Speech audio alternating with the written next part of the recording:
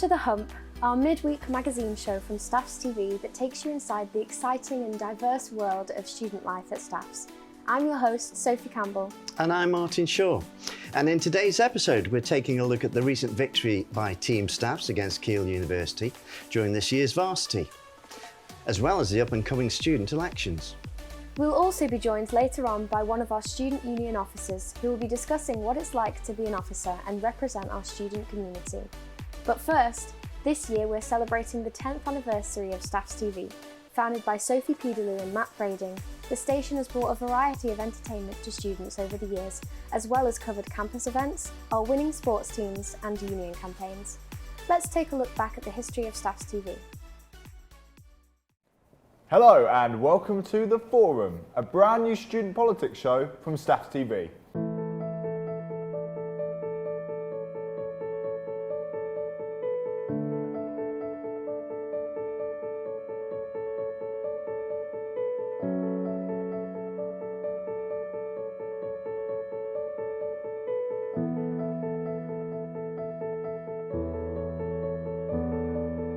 So StaffsTV got created in September, basically, for a SAP project that was funded both by the union and the university. And the whole idea was to develop a show that was called What's Next, that aimed to basically give work experience in a studio to all students that would want to. Because we are now part of the union as a society, anyone can sign up and get involved. So usually what we do is, if you're not studying any type of film course, you'll get just extra training and you'll be mentored by someone who does have experience on that equipment. So there's lots of opportunities. For example, you don't even have to be behind camera if you don't want to. You can direct, although it's recommended that you know everything that goes on in the studio. You can produce, you can do lighting, you can do set design, script writing, graphics design, marketing, events management. So a wide variety of things. It's not just down to shooting.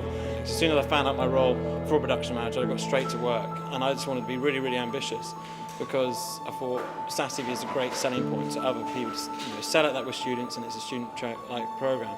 And surprisingly, we got great responses from the industry. I messaged the BBC about getting a special tour with them, and where I thought straight away they'll back off, they were really up for it. They really wanted us to get us down.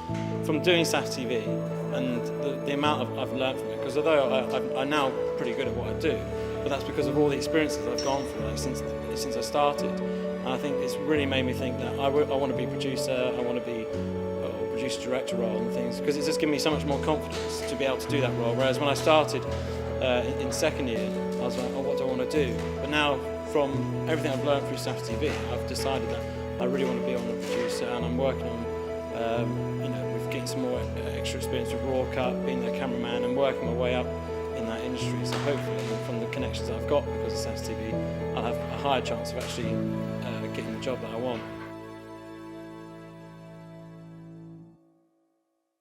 That was just a snapshot of the history of StaffsTV.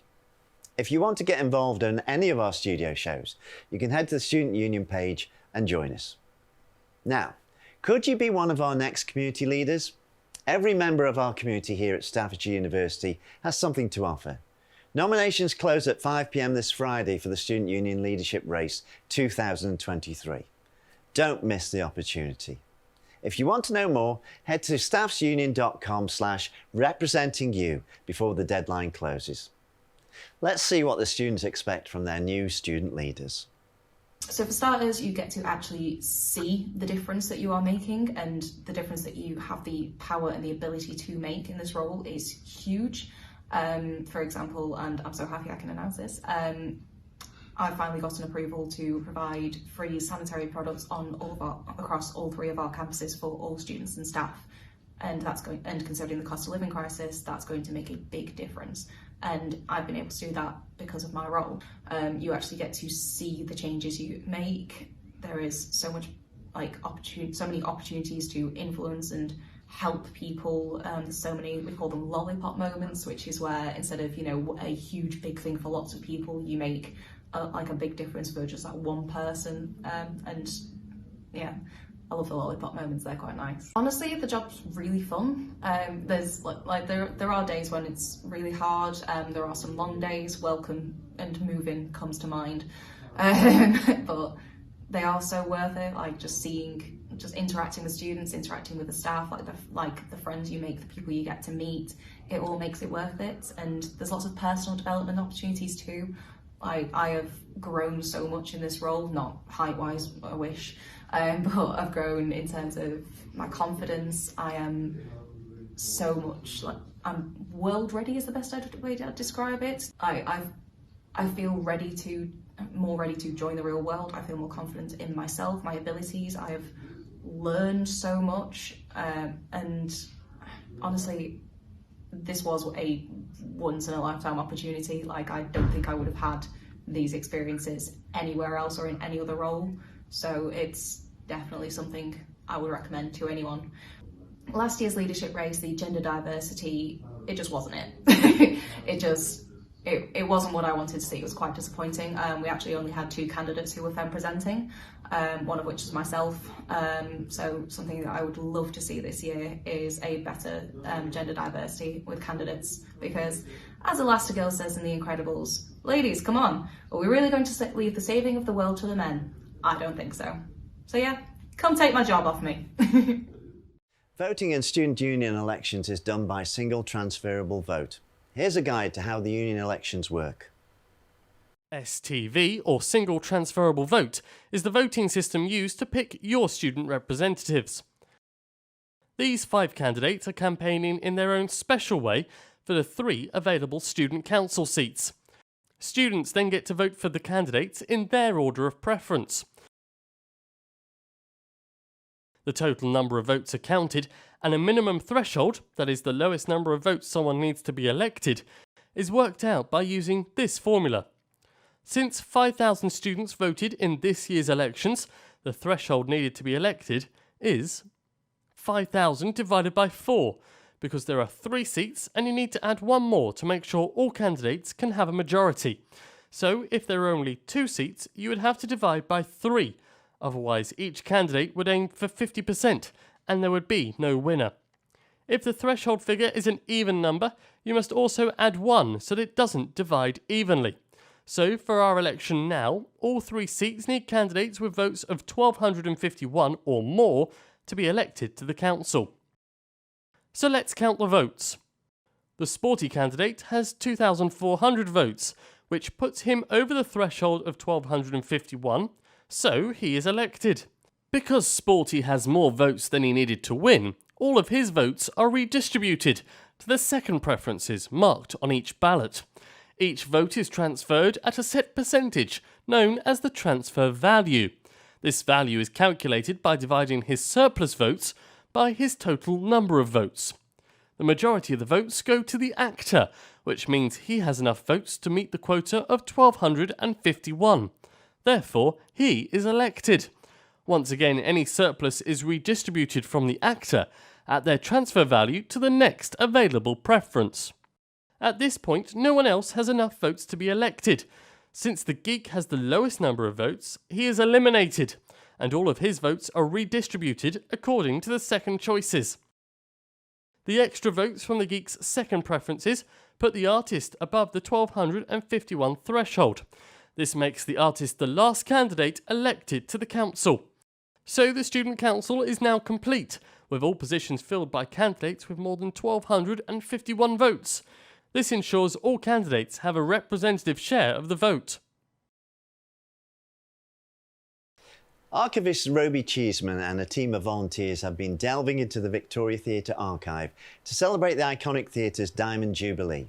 Housed at Staffordshire University, the collection contains thousands of behind-the-scenes pictures, correspondence and programmes. Here's Romy to tell us more. I'm Romy Cheeseman and my official role is Honorary Archivist of the Victoria Theatre Archive. Last year, 2022, was a wonderful focus for us all because it was the 60th anniversary of the beginning of the archive itself, because it's also the 60th anniversary of the original Vic Theatre, which was housed in a converted cinema in Harts Hill and opened in 1962. And I remember it well because I joined the company as an actor in 1972. So I have many memories of the old theatre, and of course have seen the whole development of the new Vic and how that was built and how it serves the community to this day. So for the 60th anniversary, we decided to put together an exhibition using materials from the Vic Theatre archive.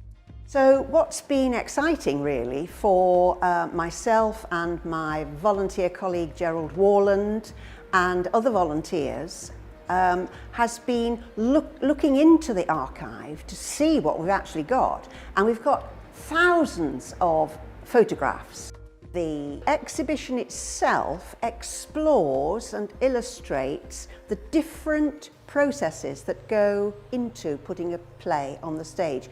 Particularly interesting because it's theatre in the round, but also because the Vic Theatre has always had such a strong relationship with its community. And you'll see in practically every display board something that shows actors collaborating with members of the public or writers or musicians. And it's been a wonderful opportunity actually to put the material together, to get more material digitised and to share it and make it more accessible.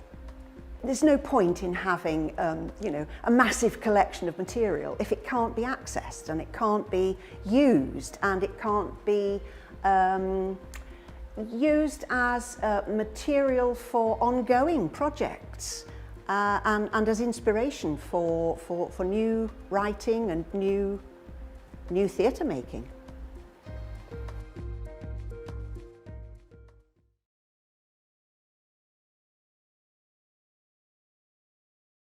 Would you rather follow the crowd or your curiosity? Have an open mind about your future. Thanks. But live in the here and now. That's where the excitement lies! Here, you can do anything.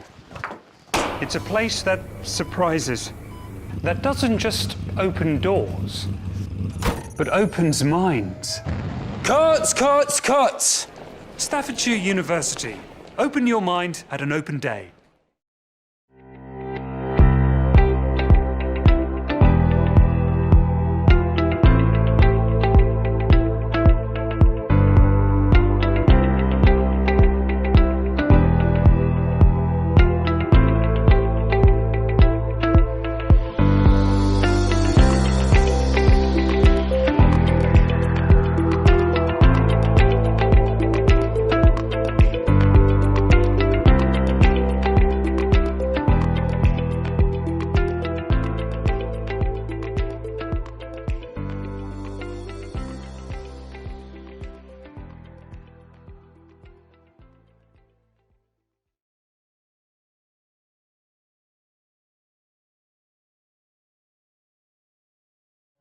This month, after 14 years of waiting, Team Staffs beat our long-standing rivals over at Kiel, taking home the Varsity trophy.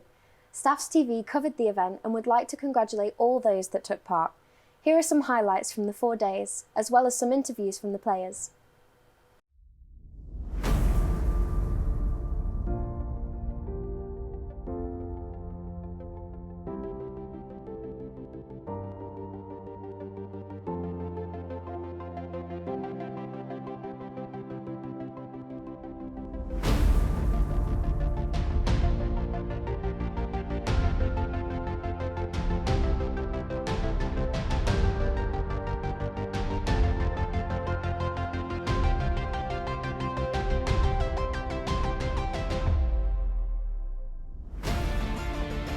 Team spirit, like you said, was amazing. And discipline stayed up more than Kiel, less high tackles than Kiel, less coming in the side than Kiel, and that's what rugby is all about, sportsmanship, discipline. I always ask my girls, no matter how much pressure is on us, we make sure that we're playing a fair game. Big stuff right there, so What was the game like for you? What was your mentality throughout the whole game? I was just trying to do my part for the team. You know, props to my teammates. They found me open and they have a lot of trust in me to go convert or to shoot. So for me, it's just them. I wasn't trying to score 52. I was trying to distribute the ball. Obviously, you know, get the failures. You know, they want to get some shots, but you know, it just happened, I guess. So Ben, I heard that this is the first time cricket is being competitive in Varsity. So what's your call regarding the same? First of all, proud, really proud. It's been a tough couple of weeks practice and stuff with not having venues and stuff where we can train, and obviously Easter, but honestly, from the bottom of my heart, these lot put the heart and soul into this game, and honestly, proud, really proud.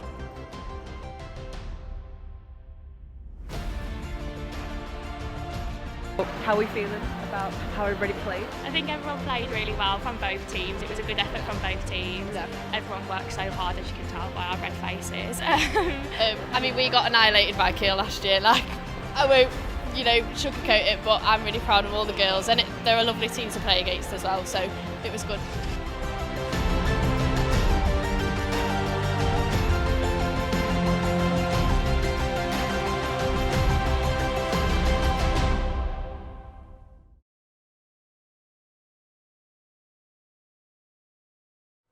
Wasn't that fantastic?